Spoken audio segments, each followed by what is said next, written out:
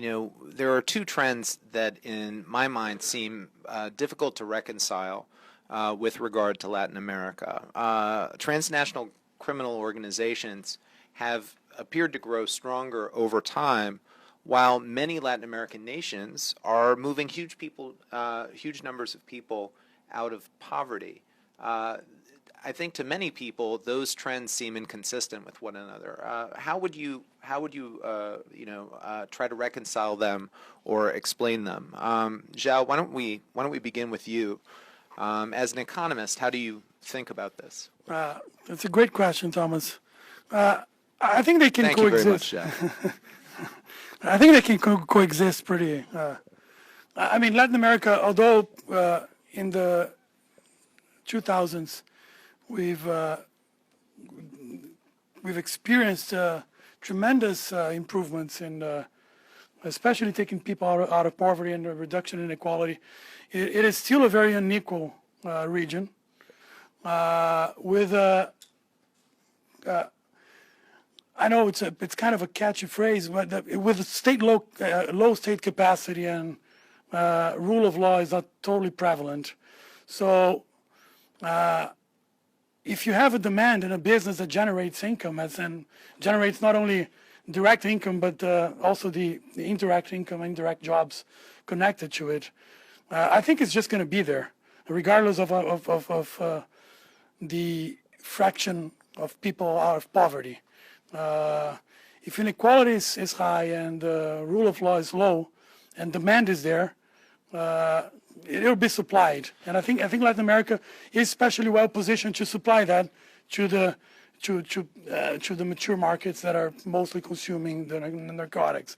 So I think it can coexist. So what you're saying is that when we're looking at root causes or structural factors, we should pay sort of less attention to poverty and more to inequality and to state capacity? I think mostly state capacity, especially because inequality, the relationship between inequality and crime in general and transnational crime, as you know, is tricky. Yeah, and stay tuned. We're going to discuss that next semester.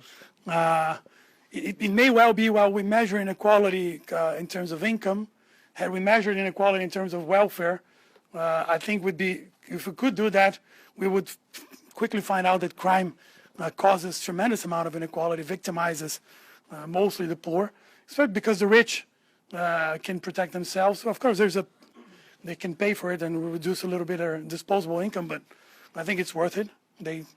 By reviewed preference, they do it. And even if we're talking about inequality as measured by income, I do believe that violence does cause inequality in and of itself. So I would stress the state capacity as the main issue here. Thank you. Daniel, your thoughts? There was a huge debate in Colombia in the 80s and 90s between the sociologists and the economists about the causes behind the high levels of violence. Of course, the sociologists thought about what they call the objective causes of violence, inequality, poverty. But if you look at Colombia and compare it, for instance, to Ecuador and Peru, the levels of violence are completely different, and the levels of inequality, poverty, and other social indicators were very similar. So I think it has more to do with what Joao calls state capacity, but state capacity is also affected by violence. The judicial system, the capacity of the criminal justice system to prosecute a criminal organization gets hurt when criminal organizations grow over time. So I don't believe much in what it's called the objective causes of violence, but more on a problem that grows over time and starts affecting state capacity and gets the other problem worse.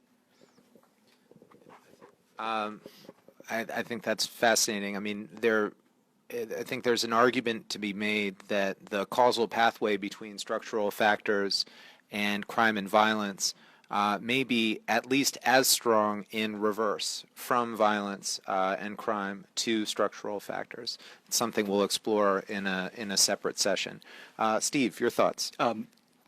Very quickly, just from a criminal perspective, I think that we have to consider that the rise of a middle class, the lowering of poverty, it helps create a criminal market, an increasingly large criminal market. While certainly not as large as the international drug trafficking market, relatively speaking, for these local criminal groups, who are the generators of this violence in large part, local criminal groups, these sort of second and third tier groups, are the ones who are benefiting from this increased size of a criminal market. And what we're talking about is local drug peddling most of all, but also extortion. So if you increase the size of that pie, what you are doing is you are increasing the size of those incentives amongst these groups that have simultaneously, because of these other activities, gotten larger. They have more infrastructure, they have more weaponry, etc. So these combination, it's not a paradox at all. In fact, it fits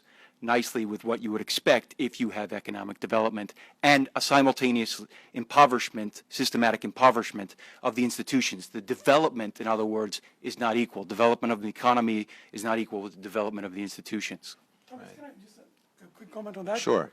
I totally agree. If you look at, there is this paradox, for instance, in Brazil, that inequality has dropped starkly in the Northeast region. It was the region that grew the most during the 2000s. It was the poorest region. And violence exploded in the Northeast of Brazil. People are starting to gather evidence, for instance, that drug markets are actually pushing there, possibly because demand is increasing, and it's an income effect. We're seeing, for instance, you can see with data on overdoses that it's totally compatible with what you just said.